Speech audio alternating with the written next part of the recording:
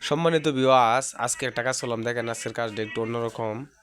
তো এখানে দেখেন আমার সামনে একটা হাউস আছে, ইন্সপেকশন বক্স। তো এই বক্সে সব কটা পয়েন্ট হয়েছে। তো আমি দেখেন যে কোদাল দিয়া মাটি দিয়েছি, এটা হচ্ছে গোসলখানার যে আউট পানি এটার পয়েন্ট। তো আমরা এখানে একটা লং টাপ সেট আপ করছি। সেট আপ করার পর দেখেন এখানে নিচে আমরা একটা টি লাগাইছি সামনে।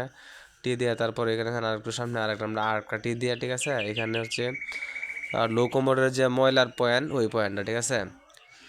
তো আমরা সব কটা লাইন অ্যাডজাস্ট করে টানছি, কারণ সামনে একটা কালভার্ট আছে, ওই কালভার্টে সব পয়েন্ট চলে যাবে।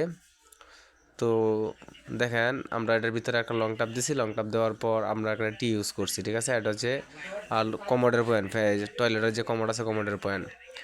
তো কমোডের পরে দেখেন এখানে আমরা একটু গ্যাপ রাখছি, যেন এখানে একটা ট্যাপ কল হইব বাহিরে তালে বসন দেওয়ার জন্য। তো এখানে আমরা আরেকটা লং টাপ সেট আপ করবো। সেট আপ করে আমরা টিতে অ্যাড করে দেবো, তাহলে আমাদের তিনটা পয়েন্টটা লং টাপ হয়ে গেল। লং টাপ হওয়ার কারণটা হচ্ছে যেহেতু ময়লা পানি সব একদিক দিয়ে যাইব, ওই কারণে আমরা লং টাপটা দিয়ে দিছি যাতে দুর্গন্ধ না আসে।